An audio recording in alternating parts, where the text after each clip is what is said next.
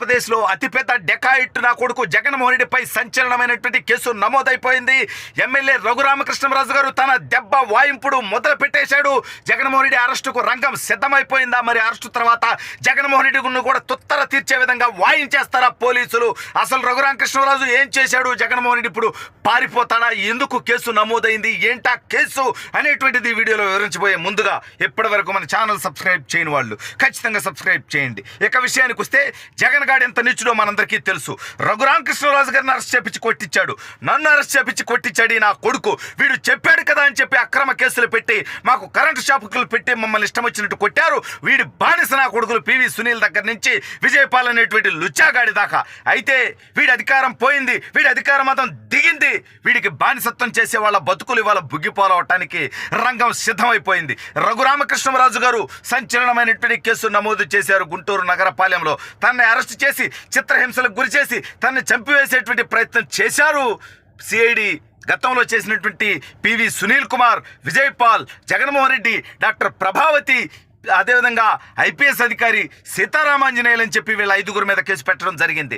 అయితే ఏపీ పోలీసులు, నగరపాలెం పోలీసులు ఇవాళ పివి సునీల్పై A1గా, జగన్మోహన్ రెడ్డిపై A3గా, పిఎస్ఆర్ ఆంజనేయులపై A2గా, విజయపాల్ అనేటువంటి బానిస నా కొడుకుపై A4గా, ప్రభావతిపై A5గా. అంటే వీళ్ళందరి పాత్ర ఏంటంటే నన్ను అరెస్ట్ చేసినప్పుడు కూడా పివి సునీల్ గాడు, అదేవిధంగా విజయపాల్ గారు ఇద్దరు ఎదురుగా కూర్చొని విజయపాల్ గారు చంద్రబాబు నాయుడు గారిని, లోకేష్ అని కారు కూతలు కూస్తూ ఉన్నాడు. నన్ను కొడుతూ ఉంటే, రే విజయపాల్ నీ అంతం మొదలైంది, జగన్మోహన్ రెడ్డి నీ బతుకే ముద్ర, కుక్క బతుకు, ఎవడికరా అధికారం చేస్తున్నా కొడక జగనగా?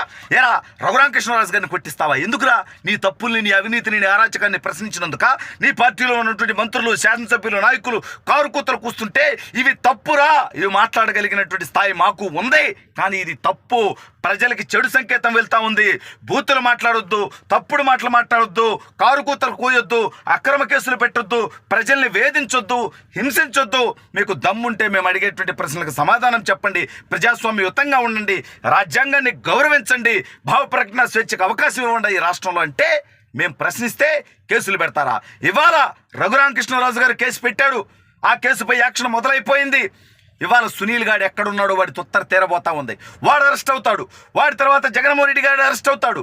మరి ఒక రఘురామకృష్ణరాజు గారు ఒక ఎంపీగా ఉంటే ఆయన చంపేసేటువంటి ప్రయత్నం చేసినటువంటి దుర్మార్గుడు, ఆయన మీద హత్యాయత్నం చేసినటువంటి జగన్మోహన్ రెడ్డి గారు ఆయన్ని కొడుతుంటే తాడేపల్లి కోటల నుంచి వీడియోలు చూసేదేంద్రా లుచ్చానా కొడక? ఇంత సైకో అంటారు జగన్మోహన్ రెడ్డి గారు?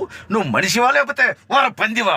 పందులు కూడా ఫీల్ అవుతారా నీతో పోలిస్తే? దయచేసి సారీ పందేస్, మీరు ఫీల్ అవ్వద్దు. ఇట్లాంటి సైకో గాడితో మిమ్మల్ని పోల్చినందుకు. మీరేదో మీ బతుకు కోసం మీరేదో ఎడాడు తిరుగుతూ ఉంటారు. పందులకి జగన్మోహన్ రెడ్డి కూడా పోలికలేదు. దయచేసి ఎక్స్ట్రీమ్లీ సారీ, పంది జాతంతటికి కూడా నా తరపు నుంచి సారీ చెప్తున్నా. ఒక మాట అన్నందుకు మీరేం ఫీల్ అవ్వద్దు. ఈ నా కొడుకుని మీతో పోల్చనని చెప్పి నేను మీకు హామీ ఇస్తామడా? సరే, నా హామీ సంగతి ఏముందిలే. కానీ ఇప్పుడు మళ్ళీ జగన్మోహన్ రెడ్డి గారి దగ్గరకు వద్దాం. ఏరా జగన్గా, నువ్వు చేసినటువంటి తప్పుడు పనులు, నువ్వు చేసినటువంటి దాడులు, నువ్వు చేసినటువంటి అరాచకాలు, నువ్వు చేసినటువంటి యత్నాలు, నువ్వు చేసినటువంటి హత్యలు, వీటన్నిటికీ రాబోయే రోజుల్లో నేను తొత్తర తీరుద్దురా. ఇప్పుడు ఏపీ పోలీసులు దయచేసి, అంటే నేనేమంటానంటే జగన్మోహన్ రెడ్డి లాగా మనం అరాచకాలు చేయదు మన ప్రభుత్వం, ఎప్పుడు కూడా నీతి నిజాయితీగా ఉంటుంది. కానీ ఇప్పుడు వాడిని అరెస్ట్ చేస్తే విమర్శలు వస్తాయనేటువంటి ఉద్దేశంతో మాత్రం అరెస్ట్ చేయకుండా ఉండొద్దు. రఘురామకృష్ణరాజు గారిని చంపేయాలనుకున్నాడు, అది నిజం వాడు చేసింది. నన్ను అరెస్ట్ చేపించి, నన్ను కొట్టించి, కరెంట్ షాక్ పెట్టించి, నన్ను, నా కుటుంబాన్ని బెదిరించి, చిత్రహింసలకు గురి చేసి, నాకు కూడా చావుని దగ్గరగా చూపించినటువంటి నా కొడుకు, వీడి మీద నేను కూడా కేసు పెడతా. దయచేసి వాడు తుత్తర తీర్చండి. మీకు దయచేసి వాడేదో వాడి జీవితంలో ఇంకా అధికారంలోకి రాడు. వాడి అధికారం సంగతి పక్కన పెట్టండి. ఇది తప్పు ప్రజాస్వామ్యంలో. ఈ జగన్మోహన్ రెడ్డి గారిపై ఇవాళ రఘురామకృష్ణరాజు గారిని మనం చూసాం. సరే, ఆయన కూడా కొంత బ్యాలెన్స్, అంటే నేనేమంటా అంటే రఘురామకృష్ణరాజు గారు పోరాటం చేశారని నేను అభినందిస్తున్నా. జగన్ అనేటువంటి అరాచకవాది పోరాటం కోసం మనందరం పోరాటం చేశాం. మనకు పదవులు ముఖ్యం కాదు, మనకి గుర్తింపు ముఖ్యం కాదు. కేవలం ఈ రాష్ట్రంలో ఒక అరాచకవాది పరిపాలిస్తూ ఉన్నాడు, ఈ రాష్ట్రంలో ప్రజలు వేధించబడుతున్నారు. అందుకని మనం పోరాటం చేశాం. మనందరి పోరాటాలు ఫలించాయి. మనమే కాదు, మనతో పాటు చంద్రబాబు నాయుడు గారు కూడా ఇబ్బంది పడ్డారు. ఆయన ఏకంగా 53 రోజులు జైల్లో పెట్టారు. సరే, మిమ్మల్ని, నన్ను, మరికొంతమందిని వాళ్ళు అనేక రకాలుగా శారీరకంగా కూడా చిత్రహింసలకు గురి చేశారు. ఆంధ్రప్రదేశ్ రాష్ట్రంలోకి రాకుండా చేశారు. ఖచ్చితంగా మనం మన పోరాటాన్ని కొనసాగిద్దాం. ఈ జగన్మోహన్ రెడ్డి గాడి అంతం చూసేంత వరకు, అంతం అంటే వాళ్ళ కూడా చావు కోరుకోవట్ల మనం. వీడి తప్పులకు వీడి జైలు జీవితం అనుభవించాలి, వీడి తప్పులకు వీడి శిక్ష అనుభవించాలి. దానికోసం మనం పోరాటం చేద్దాం. రఘురామకృష్ణరాజు గారు, మీ పోరాటంలో మేమందరం వెనుకున్నాం. ఖచ్చితంగా మీ పోరాటంలో విజయం సాధిస్తారు. నేను కూడా పోరాటానికి సిద్ధంగా ఉన్నా. జగన్మోహన్ రెడ్డి బాధితులు, వైఎస్ఆర్ కాంగ్రెస్ పార్టీ బాధితులకు నేను ఒకటే పిలిపిస్తా ఉన్నా.